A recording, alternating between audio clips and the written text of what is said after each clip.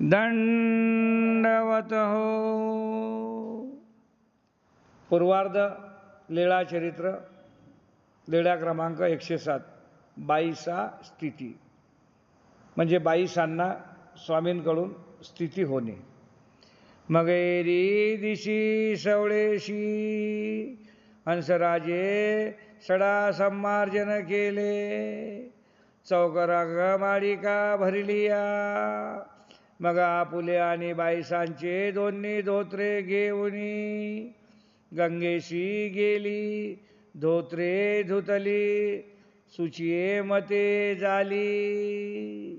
सागळ भरुनी घेऊनी आली. धोत्रे वाळो घातले. एका दिवशी सकाळी हंसूबाई सकाळी ताबडतोब उठून सडा संमार्जन केला. चौक रंगमालिका म्हणजे घराच्या समोर मैदानामध्ये रंगीबेरंगी रांगोळ्या टाकल्या. हे झाल्यानंतर स्वतःचे आणि बाईसांचे दोघींचे धोत्र कपडे लत्ते घेऊन गंगेशी गेली. दोघींचे धोत्र धुतले.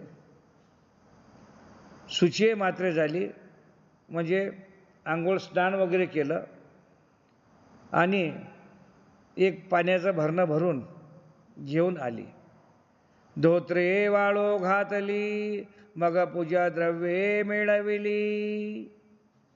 आल्यानंतर ते धोत्र जे होते, म्हणजे कपडे जे होते बाईसांचे तिचे, ते कपडे वाळायसाठी ठेवले आणि स्वामींसाठी पूजेला जे काही सामुग्री लागते ते पूर्ण सामुग्री एका ठिकाणी केली. मग ओटे यावरी आसनावरी आसन रचिले. गोसावी उद्याशीची बाईसांची गुंपेशी बीजे केले. मग स्वामींना ओट्यावर आसन बनवण्यात आलं. सकाळी आसन बनवल्यानंतर सकाळी स्वामी जिथं रात्री मंदिरात मुक्कामी होते तिथून बाईसांच्या गुंफेमध्ये आले. बाईसांची गुंफेशी पूजे केले, म्हणजे बाईसांच्या झोपडीमध्ये गुंफेजवळ स्वामी आले. पूर्वाभिमुख मोकळ वाडीचे देऊळ. त्यांची जी झोपडी होती त्या झोपडीच्या पूर्वाभिमुख एका मोकळा देवीचं मंदिर होतं.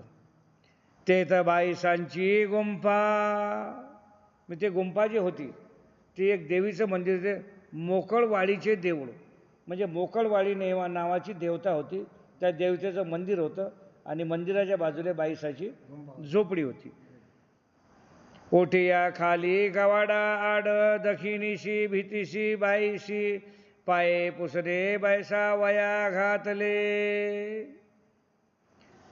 तर आतमध्ये गेल्यानंतर दरवाजाच्या बाजूला, दरवाजाच्या आळोंगी दक्षिण दिशेला भिंतीशी बाईसांची पाय पुसणे घातले.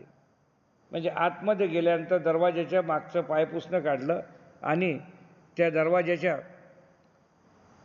भिंतीच्या दक्षिण दिशेला स्वामींना बसायसाठी पाय पुसणं ठेवलं. गोसावी यांशी उत्तराभिमुख आसन झाले. आसन टाकल्यानंतर स्वामी उत्तराभिमुख त्या आसनावर विराजमान झाले. मग बाईसे ओठ्यावरी आसन तेथ कानवडी ऐशी बैसली होती. स्वामी खाली बसले. समोर एक ओटा होता. त्या ओट्यावर अशी उक्कळ म्हणतो ना आपण, म्हणजे कानवटी अशी हेकडी अशी बाईसा त्या ओट्यावर बसलेली होती. म्हणजे बाईसांचं आसन वर होतं आणि स्वामींचं आसन खाली होतं. मग बाईसांची हंसराजे पूजा करू आदरिली. ते हंसूबाई आली. तिनं पूजेची सामुग्री पहिले तयार करून ठेवली होती. ती आली आणि तिनं बाईसांचा पूजा अवसर केला. गोसावी बाईसांते दृष्टी ओळखिले. दिडी दिडी मिळे आणि बाईसे ऐशी खालुती वास पाहती. मग गोसावी यांनी बाईसाकडे पाहिलं. तर दृष्टी अवलोकिले म्हणजे स्वामींनी बाईसाकडे पाडलं.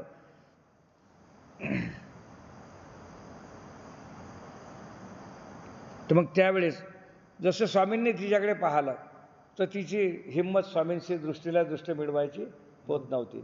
स्वामींनी तिच्याकडे पाहिलं, तिनं खाली पाहिलं.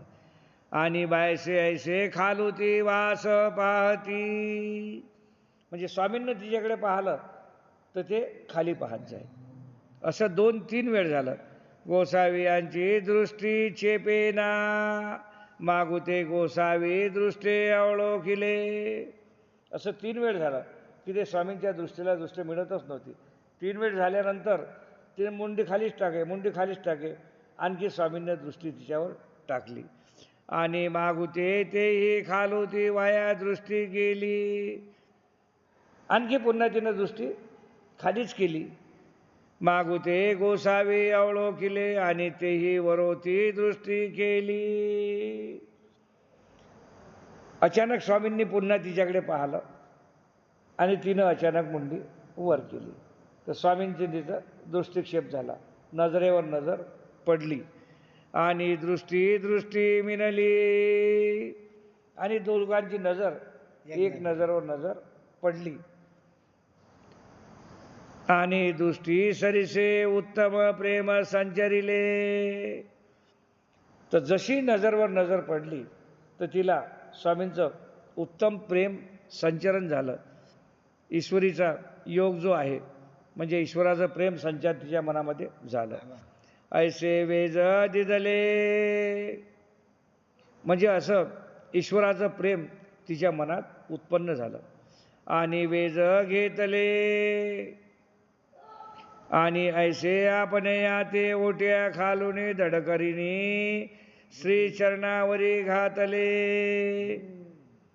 ज्या टाइमला त्याला वेद बोध झाला, स्वामींचं ज्ञान आलं, ते धडकन ओट्यावरून खाली आली आणि ताबडतोब स्वामींच्या चरणावर पापिनी बाबा नेनीची सुखिलिया बाबा चांडाळी बाबा सुळी वगळली होतीये बाबा. ते म्हणते बाबा मी पापी चांडाळी, मी खूप माझं चुकलं, माझं अगोदर हे लक्षात आलं नाही. मी वर बसली होती आणि तुम्ही खाली आसनावर बसले होते. तर जसं काही सुळावर चढवल्यासारखं, जसं येशू ख्रिस्ताला सुळावर चढवलं होतं तसं जसं काही मला सुळावर चढवण्यात आलं होतं वर आणि तुम्ही खाली होते, अशी कल्पना स्वामींना सांगू लागली. म्हणून श्री चरणावरी लोळणी घातले असं म्हणून स्वामींच्या श्रीचरणावर लोळायला लागली. ओठ्यावरी झाडूनी बर्वे आसन रचिले. मग ते ताबडतोब उठली, ओठा झाडझूड केला, साफसूफ केला आणि ओठ्यावर चांगल्या तऱ्हेचं आसन बनवलं. गोसावी आसनी उपविष्ट झाले. तर गोसावी आसनावर उपविष्ट झाले म्हणजे तिथं विराजमान झाले. गोसावी आसनी उपविष्ट झाले. गोसावी त्या आसनावर जाऊन उपविष्ट झाला. तर त्यावेळेस हिला जे सन्निधान मिळालं स्वामीचं आणि हिला ज्या टाईमले स्थिती झाली तर त्याच्यामध्ये तिला काय मिळालं? बाईसांना प्रेमशक्तीचा संचार झाला. काय झालं? प्रेमशक्तीचा संचार. तेज दिले त्यांनी, मग तिच्या चेहऱ्यावर तेज आलं. तिसरं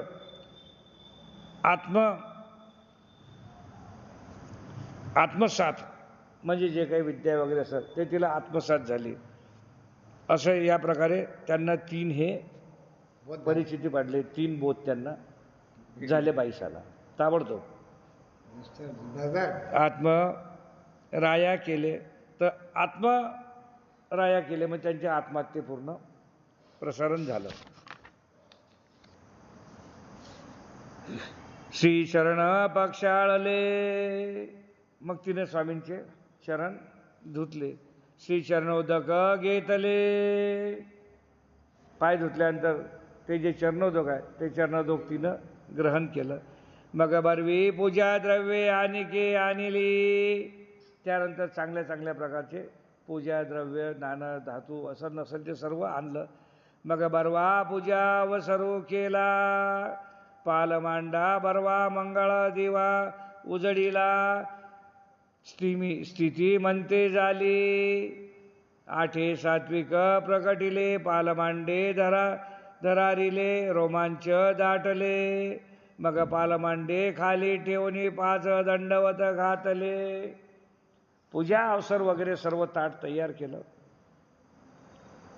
चांगल्या तऱ्हेनं मस्त एक दिवा ताटामध्ये लावला, दिवा जाळला. पण ते चारकांना तो दिवा आणि ते हातात ताट असताना तिचे हात थरथर कापायला लागले. बाईसाचे हात थरथर कापायला लागले, म्हणजे इतकी ते मग्न आले. मग बाईशी उत्तमत पाल मांडे धरारिले, रोमांच दाटले. रोमांच दाटले म्हणजे तिच्या अंगावर काटे आले आणि तिचे हात असे थरथर कापू लागले. मग पाल मांडे खाली ठेवून 5 दंडवत घातले. मग ते तिच्याच्याने आरती बी ओवाळणं होईना, हात थरथर कापत, हातावर काटे आले. मग तिनं काय केलं, ती आरती खाली ठेवून दिली.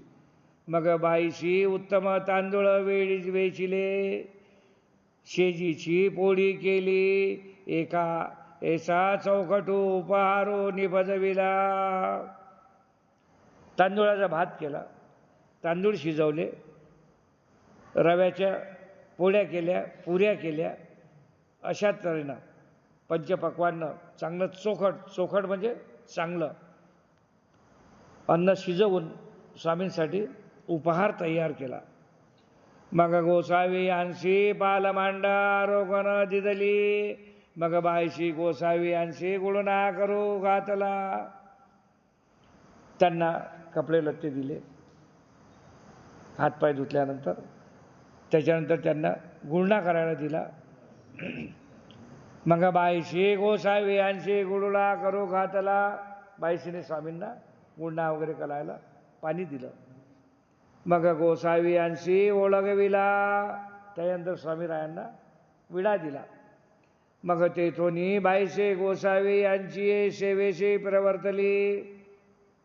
स्वामींचं जेवण वगैरे आटोपलं आणि त्यानंतर त्या दिवसपासून बाईसा स्वामींच्या सेवादास्यामध्ये प्रवृत्त झाली. मग तेव्हापासून तिला खूप तो स्वामींचा सेवादास्य करायला छंद लागला आणि त्या दिवशीपासून ते स्वामींची सेवादास्य करायला निकट झाली. मग प्रतिदिनी बाईशे तिन्ही पूजा सर्व करीती. मग बाईशा स्वामींचा प्रातःकाळ, दुपार आणि संध्याकाळ तिन्ही वेळेचा पूजा अवसर स्वामींचा करू लागली दैनंदिनी. ऐशी गोसावी यांची सेवा करीती. अशा प्रकारे दैनंदिनी स्वामींची पूजा करणं तिनं सुरू केली. गोसावी यांचा उचिष्टू प्रसाद घेती. स्वामींना भोजन झाल्यानंतर त्यांचा जो उचिष्ट प्रसाद ताटात राहत होता तोच प्रसाद ते घेत होती. मग बाईशी सोरठी जाळी भोग नायका नेती. मग बाईशीने काय केलं, सोरठी म्हणजे गुजरात. तर गुजरात प्रांतामध्ये त्या टाईमला फेमस होतं गुजरात प्रांत की कपड्यासाठी रेशमाचे कपडे, कोसल्याचे कपडे, चांगले भारी भारी कपडे. कुठले फेमस आहेत, गुजरातचे. तर ते गुजरातचे आलेले सोरठी भोग नारायणा नेती. तर त्याच्यातलं एक चांगलं वस्त्र, एक चादर, बेडशीट घेऊन संध्याकाळी भोगनारायच्या मंदिरात गेली. भोग नारायणी जडीचे सैनासन रचिले. तर ते जे कपडे नेले होते सोरठीचे म्हणजे गुजरातहून आणलेले चांगले रेशमी वगैरे असे ते कपडे नेले आणि स्वामींना भोगनायकाच्या मंदिरामध्ये तिथं सैनासन म्हणजे झोपायची व्यवस्था केली. गोसावी तेथ पौढ स्वीकारिला. स्वामींनी संध्याकाळी तिथं पौढ स्वीकारला. आता हा जो भाष्यकार आहे हा लिहिते आणि दुसरा भाष्यकार लिहिते वयोवृद्ध तप मार्ग श्रेष्ठत्व. बाईंमध्ये 3 गुण होते अवगुण. वयोवृद्धत्व म्हणजे त्यांची वयानं ती म्हातारी झाली होती. मार्गश्रेष्ठत्व म्हणजे कोणत्याही मार्गाने जायचं ते इकडे चालत होती, मार्गानं श्रेष्ठ नव्हती. प्रयोगव्रत म्हणजे प्रयाग जे होतं त्याचे व्रत करत होती, उलटच करत. हा. हे तिन्ही दोष तिला होते, हे 3 दोष तिच्यामध्ये होते. आम्ही एका काळी म्हणजे स्वामी म्हणतात, मग बाई त्यांना सांगतात, बाई आम्ही तिथं घर केलं आणि एका कळीचं प्रेम संचार झालं. त्या घरी गेल्यानंतर तिथं बाईसांना एका कळिकेचं प्रेम संचारण झालं. त्याच्यामुळे या तिन्ही दोषातून ते मुक्त झाले. अशा प्रकारे उत्तरार्ध लीळा क्रमांक 107 इथं आटोपली. आता पुढची लीळा उत्तरार्ध पूर्वार्ध लीळा क्रमांक 108 हंसराजा स्थिती. हंसराजा स्थिती म्हणजे हंसराजा म्हणजे हंसूबाई, हंसूबाईला स्थिती होणे.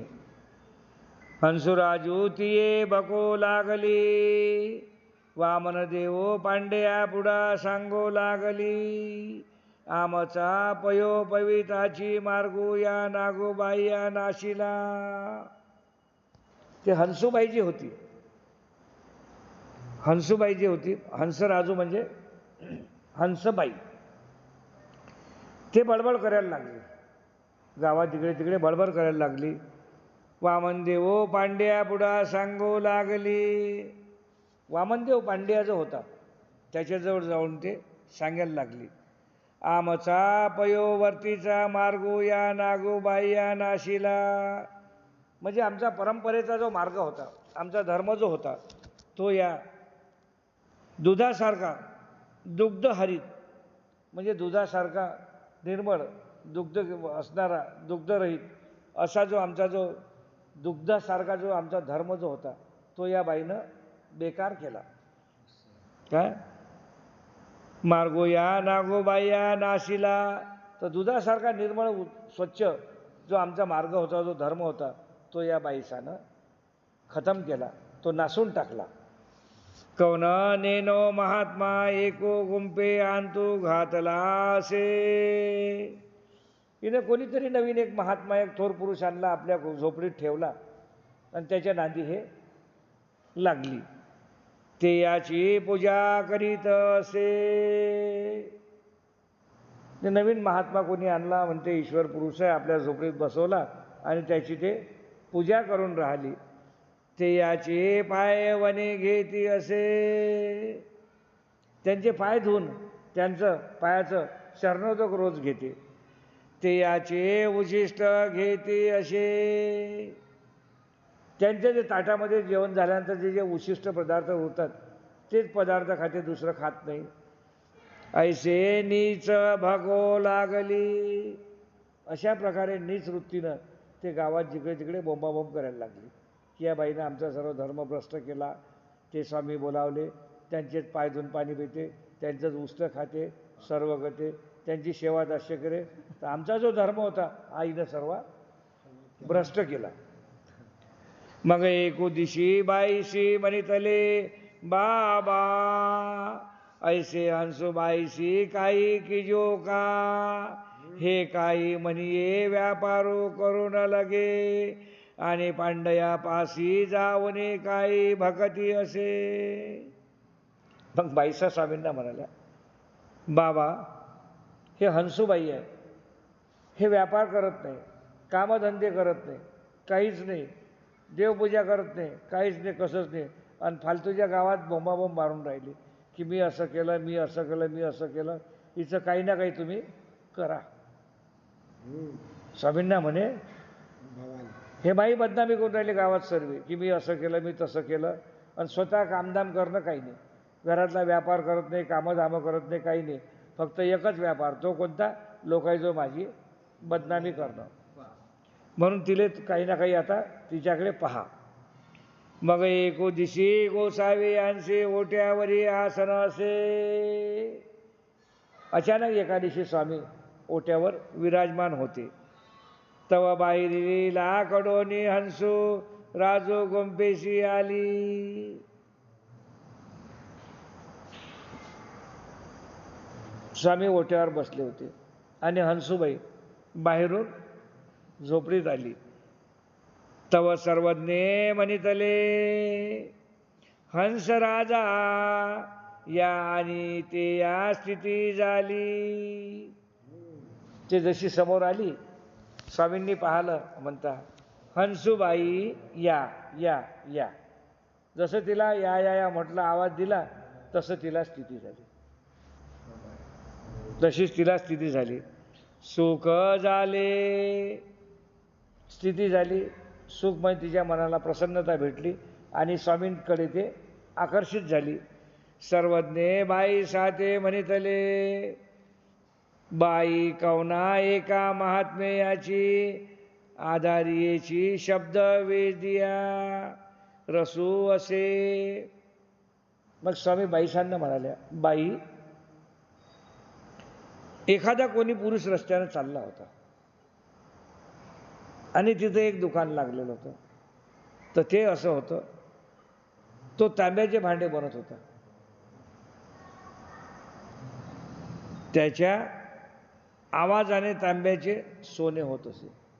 तर तो जो तांब्याचे बर्तन जे बनवणारा होता तो जो रस्त्यानं चालला होता त्याला आवाज जर दिला तर ते तांब्याचे भांडे जे आहेत ते सोन्याचे होत होते.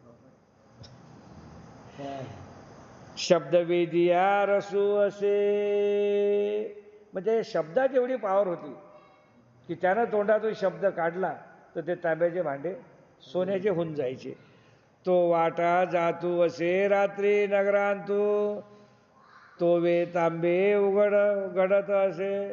तो नगरात जात असताना तांब्याचे भांडे दिसले त्यानं त्याच्यावर नजर टाकली आणि शब्द तोंडातून काढला की ते तांब्याचे भांडे सोन्याचे होऊन जायचे. रसाते स्पर्शोनी शब्द ये. स्पर्श केल्यापेक्षा त्याच्या शब्दात इतकी पावर होती की त्यानं तोंडातून शब्द काढला काही मंत्रतंत्र म्हटले की ते एकदम सोन्याचे भांडे होऊन जायचे. मागोता ते तची विलिया जाये तो वे तांबे असे ते सोने होय. तो रस्त्यानं चालता चालता जात असतानाही त्यानं तसे शब्द काढले तर तांब्याचे भांडे दिसले की ते ऑटोमॅटिक सोन्याचे होऊन जायचे. ऐसे परमेश्वराच्या शब्दापासून एका वेदू संचरिती. त्याचप्रमाणे परमेश्वराच्या एका शब्दानं समोरच्या व्यक्तीला प्रेमदान होते आणि त्यांना वेद संचरतात. काय वेद संचरतात म्हणजे त्यांना स्वामींकडे आकर्षण होते. स्वामींकडे ते आकर्षित होतात. हंसराजा स्थिती झाली. हंसूबाईला स्थिती झाली. भोगिली भंगली. थोड्या वेळ तिने ते स्थिती जी होती ती भोगली. त्याच्यानंतर ती स्थिती तुटली. स्थिती भंग झाली. भंग झाल्यामुळे त्या स्थितीतून ते बाहेर निघाली. मग ती ही गोसावी यांचे सेवा दास्य करू लागली. जे गावात बोंब मारत होती हिची बदनामी करत होती ते स्वतःच स्वामींची सेवा दास्य करणं सुरू केलं. सागळ भरुणी आणि ती नदीवर जाऊन पाण्याची घागर भरून आणायची. पूजा करू लागती. तिथं आल्यावर पूजा अर्चना करायची. ऐसे गोसावी यांची आवडी संचरली. अशाप्रमाणे स्वामींच्याबद्दल तिच्या मनात आवडी संचरली. प्रेमदान भेटलं आणि स्वामींकडे आकर्षण झालं. आणि तेव्हापासून तिची जे स्तुती करत होती हे अशी तशी ते बंद झालं आणि ते बी स्वामीच्या नांदीत लागली. अशा प्रकारे पूर्वार्ध लीळा क्रमांक 108 इथं आटोपला. आता पूर्वार्ध लीळा क्रमांक 109. पांडेया स्वप्ने नाम स्वीकारू. पांड्या जो होता तो पांड्या म्हणजे बाईसांचा गुरुबंधू. त्याला स्वप्नामध्ये नाम स्वीकारो. पांड्या स्वप्नी नाम स्वीकारो. मग त्याला स्वप्नामध्ये नामस्मरणसारखं त्यांनी स्वीकारलं. नामस्मरण नाही आहे, उच्चार पुढे नामस्मरणाचा नाही आहे, पण दटवलं त्याले, ते पुढे येईल. मग आपण इथं असंच समजून चालायचं या लिहिलेल्या प्रमाणे. पांड्या स्वप्नी नाम स्वीकारो, म्हणजे पांड्याला स्वप्नामध्ये नाम त्यांनी स्वीकार केलं. पांडे ते गोसावियावरी भको लागले. हे पांडे म्हणजे बाईसांचे गुरुभाऊ होते. आता बाईसा ठीक झाल्या, त्या हंसूबाई ठीक झाल्या, मग आता ड्युटी कोणाची आली? त्यांचे जे गुरुभाऊ आहे त्याची. आता तोही तसा बघायला लागला. ते कोण होते? बाईसांचे गुरुबंधू. पांडे ते गोसावी यांचे भको लागिले. तर ते इतुके दी नागूबाई चढली, आता हंसूबाई ही चढली. या थोर पुरुषाच्या मागे बाईसा चैली होती, ते बाबाच्या नांदी लागली. आता तिच्या मागे मागे हंसूबाई बी लाईन लागली, हे बी चैली, हे बी स्वामींचं सेवादास्य करायला लागले. महात्मे एक गुंपे आणतो घातले असती, ते याची पूजा करीते असती. या दोघींकडून ते महात्मा तो थोर पुरुष आपल्या गुंपेत घातला आणि हे त्याच्या नांदी लागले, हे त्याचीच पूजा अर्चना करून लागले. कोण म्हणते? त्या दोघींचा गुरुभाऊ. ते या ते पायवनी पिते असती. स्वामींचे पाय धुतात, पाय धुतल्यानंतर त्यांचं जे चरण उदक निघते ते ह्या दोघी पेतात. ते याचे उचिष्ट खाते असती. स्वामींचं जेवण झाल्यानंतर जे काही उचिष्ट पदार्थ ताटात उरतात, उष्टे, ते हे दोघंही स्वीकारतात. राजा कमाल झाली आता. आमचा पयोपवर्तीचा मार्गो अवधिया मार्गाशी वरिष्ठ, आमचा पयोवर्तीचा मार्गो नाशिला. आमचा वर्षोकिंती जुना जो मार्ग होता, आमचा जो धर्म होता, सगळ्या मार्गापेक्षा सर्वश्रेष्ठ काय? पयोवर्ती याचा मार्ग. पयोवर्ती याचा मार्ग म्हणजे सगळ्या मार्गामध्ये मार्गात मार्ग सर्वश्रेष्ठ आमचा मार्ग. हा जो मार्ग होता या दोघीनं बुडवला, नासून टाकला. ते याशी बोलू लाविली.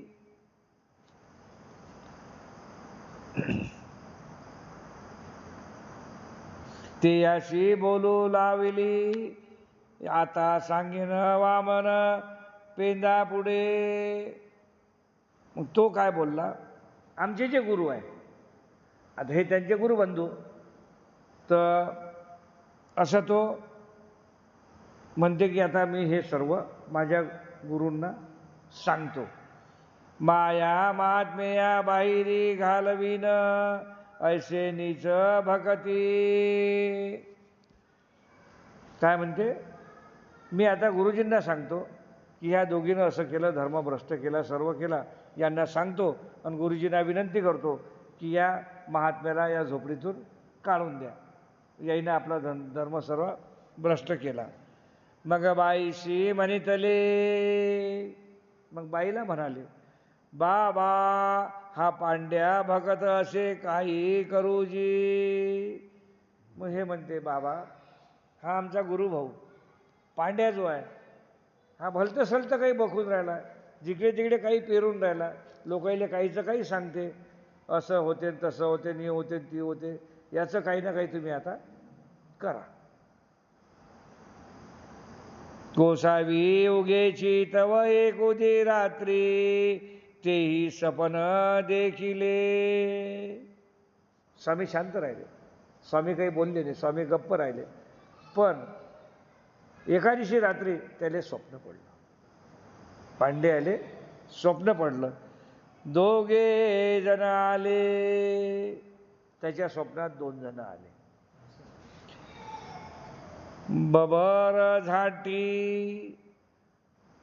बाबर झाटी म्हणजे पिंजारलेले केस, म्हणजे त्याचे केस असे पिंजून टाकतो की नाही, जसा पिंजारी कापूस पिंजते कसे मोकळे होतात, त्याचे पूर्ण केस असे पिंजारलेले होते, म्हणजे अशा लटा चारी बाजूनं सोडलेल्या होत्या. गुंजावर्ण डोळे. गुंज असते, गुंज पाहिले तुम्ही? एक गुंजा. हा, गुंज किती लाल असते, लाल जरद असते की नाही, त्या गुंजीसारखे लाल जरद त्याचे डोळे, केस पूर्ण आकराड विकराड असे पिंजारलेले आणि गुंजीसारखे लाल गर्द डोळे. खांदावरी मुदगली.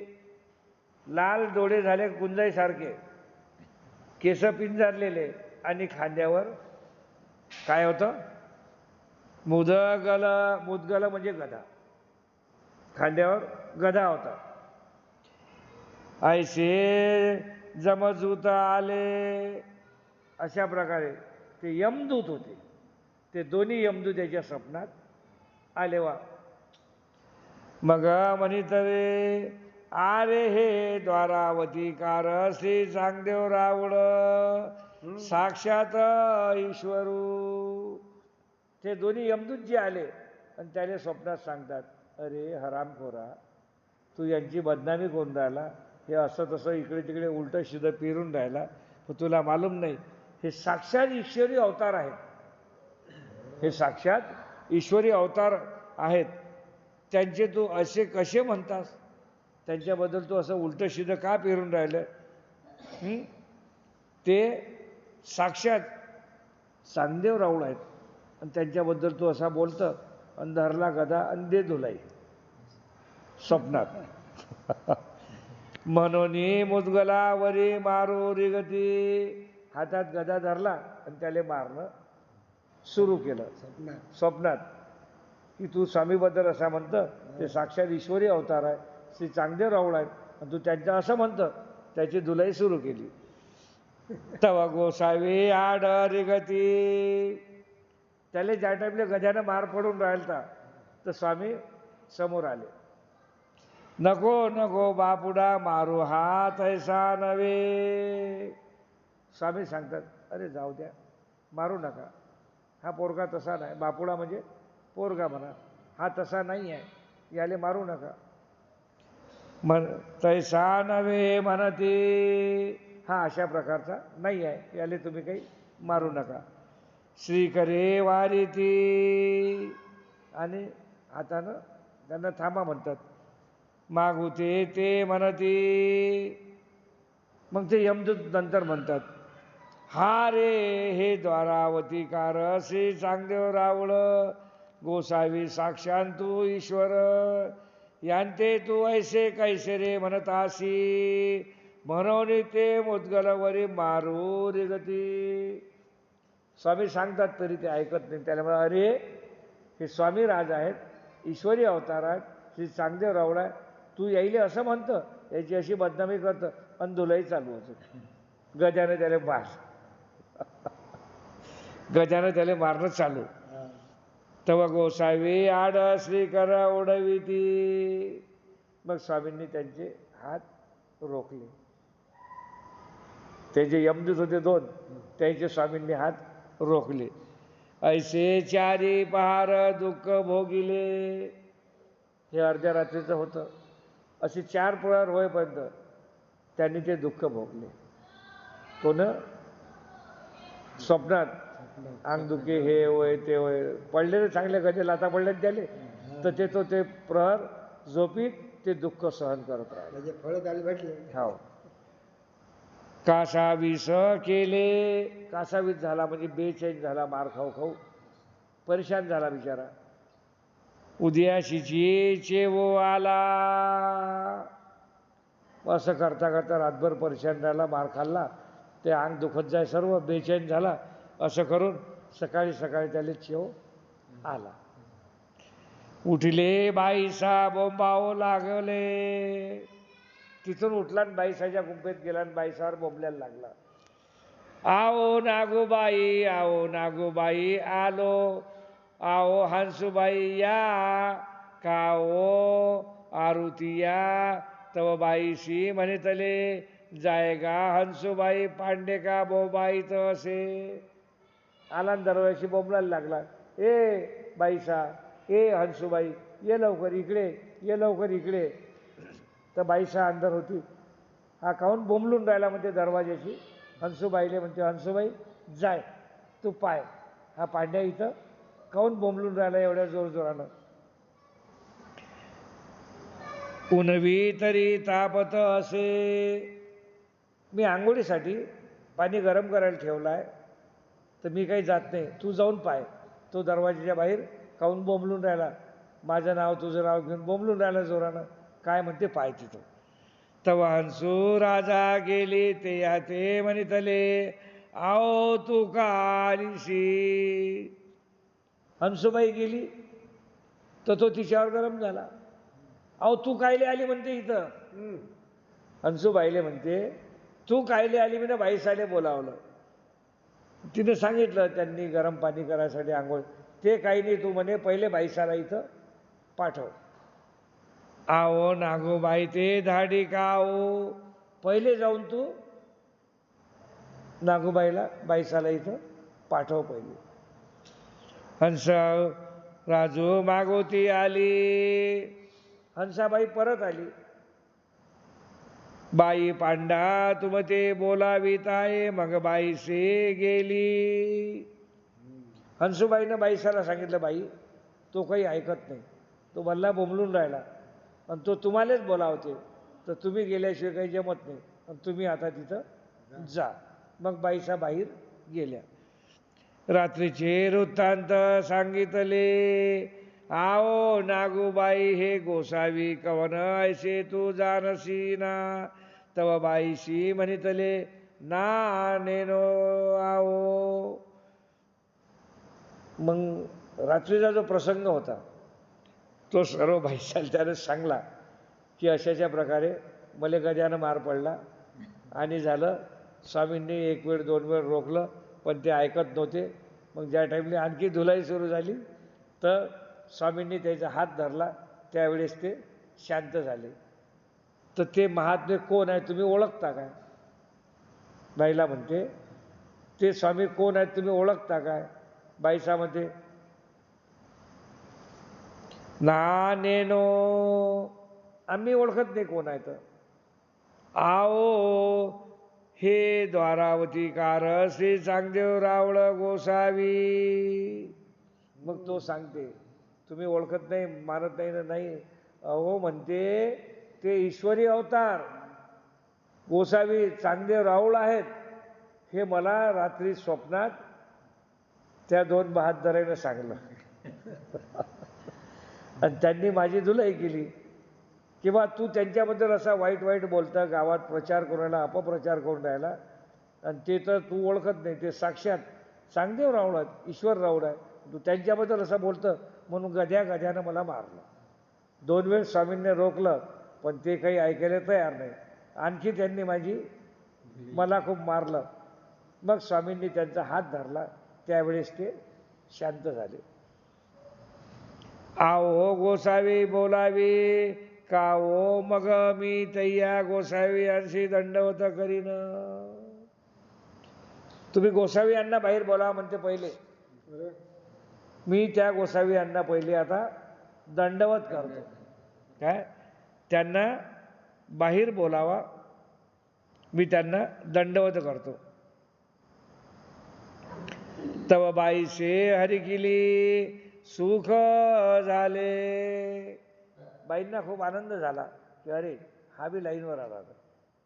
पहिले मी होती, नंतर हंसूबाई आली, आणि आता माझा गुरुभाऊ हा जो अपप्रचार करत होता हा बी आता लाईनवर आला. तिला त्याच्याबद्दल हर्ष झाला, खुशी झाली. गोसावी अंते बोलावू आली म्हणजे सारंगधर काय. हां सारंगधर. मग ते स्वामीजवळ आली, स्वामींना बोलायला लागली. गोसावी या भोग नारायणी आसन होते.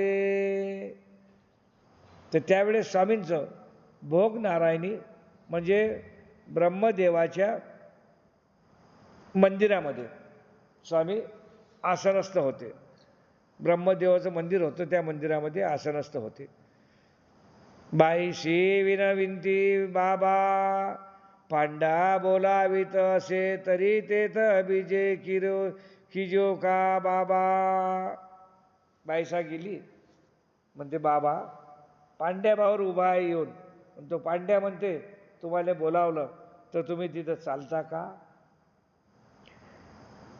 सर्वज्ञे म्हणितले हे काही ते याचे नातेचा बैलू. स्वामी म्हणतात तो तिथं उभा आहे आणि तो तिथून निरोप पाठवेल तुमच्याजवळ की स्वामींना बोला. म्हणजे स्वामी काय त्याचे नातीचे खुट्याचे बांधेल बैल आहे का. काय काय म्हणतात स्वामी. स्वामी काय त्याचे नातीचे बांधेल खुट्याचे बैल आहे काय की त्यानं म्हटलं आणि स्वामी तिथं येतील असं नाही. ऐसे ते याची बोलाविली येईल. तुम्ही त्यांना जिथं बोलावा. आम्ही काही त्याचे नातीचे बांधेल खुट्याचे बैल नाही की ते त्यांना आवाज देणं आम्ही चाललो. त्याला इथं बोलावा. ना बाबा बीजे करावे जी. बाईसा म्हणते नाही बाबा तुम्ही चाला ना. स्वामींना बाईसानं विनंती केली. मग गोसावी यांची गुंपेशी बीजे केले. ते याची धाकुटेशी साकड गुंफा होती. त्याची जी गुंफा होती ते लहानशी होती. त्यांची गुंफा लहान होती. ते रुजाग्रस्त ऐसे होते. रुजाग्रस्त होते म्हणजे ते खूप आजारी होते. तो जो होता वामन तो आजारी होता आणि त्याची गुंफा लहान होती. मग तो इथपर्यंत येणं त्याला शक्य नव्हतं.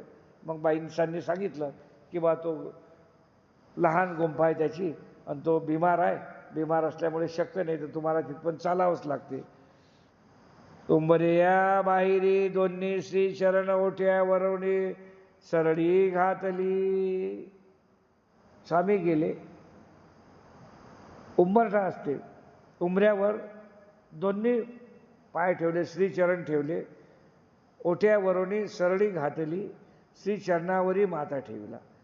तर जसं त्यांनी स्वामींना उंबरठ्यावर दोन्ही चरणचारी उभं पाहिलं तसंच तो ओट्यावरून धडकानं खाली कुदला आणि स्वामींजवळ येऊन स्वामींच्या श्रीचरणावर माथा लोळू लागला. म्हणजे डोकं स्वामींच्या पायावर सोडू लागला.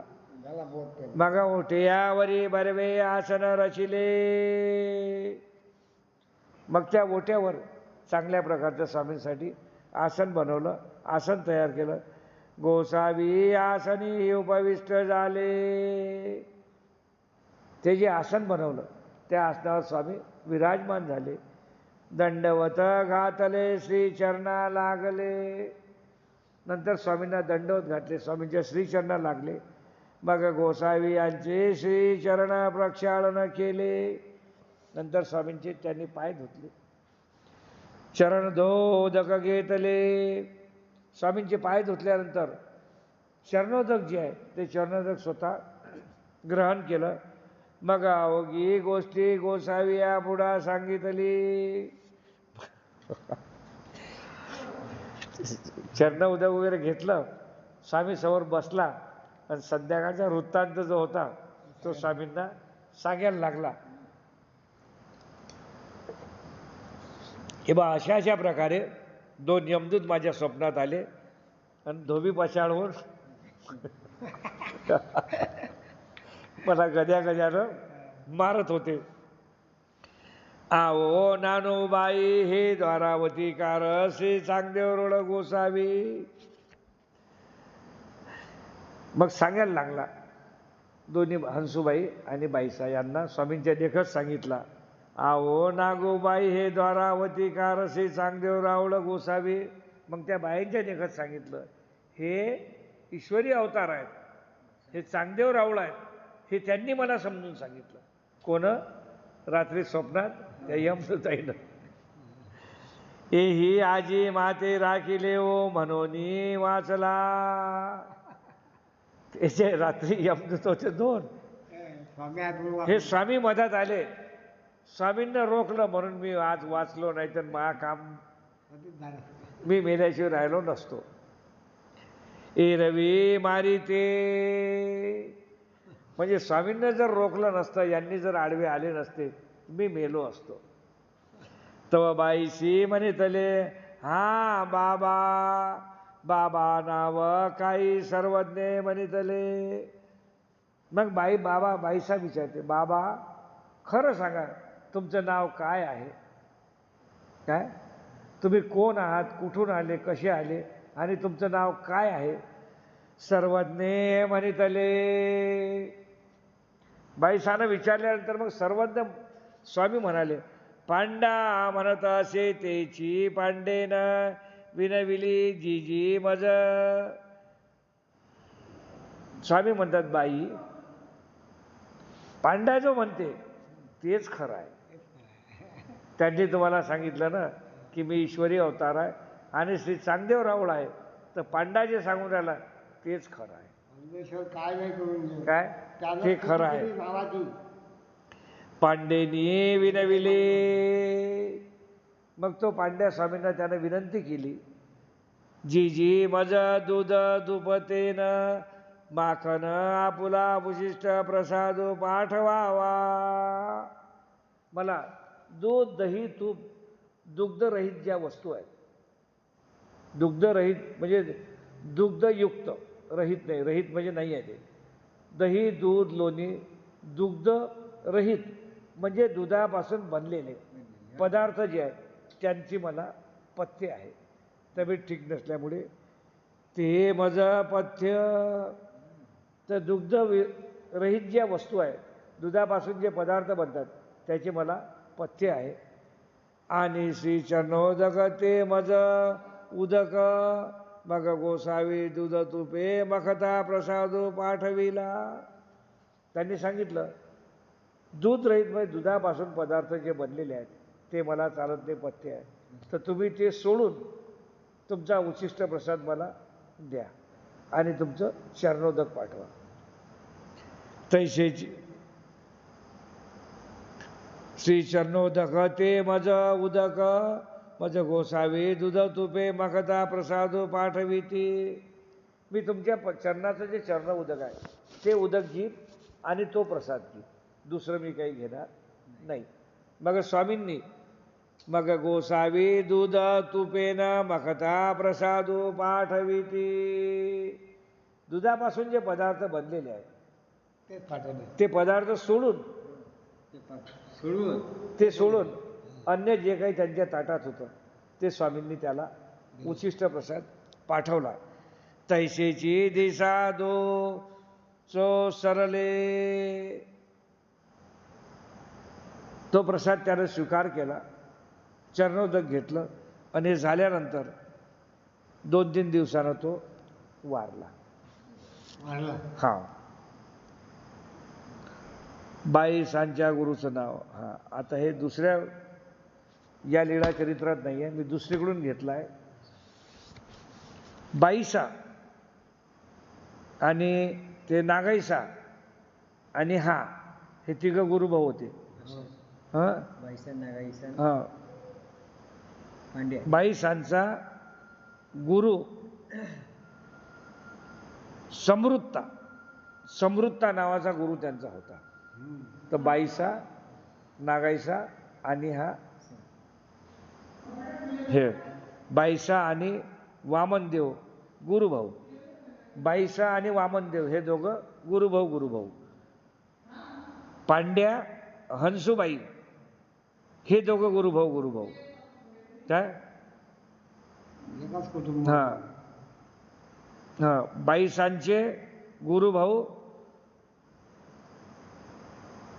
नागाईसाते. हा, तर बाईसांना वयोवृद्धत्व, तपोनिवृत्त, कर्मश्रेय हे 3 दोष होते. मागे मी सांगितलं कोणते कोणते, हे दुसऱ्या पुस्तकातून घेतलेलं आहे मी. कोणते कोणते होते? वयोवृद्धत्व म्हणजे त्यांचं वय जास्त झालं, त्या म्हाताऱ्या होत्या. तपोनिवृत्त आणि मार्गश्रेय हे 3 दोष बाईसांना होते. हे 3 दोष बाईसांना होते. अशा प्रकारे पूर्वार्ध लीला चरित्र 109 इथं आटोपली. दंडवत हो.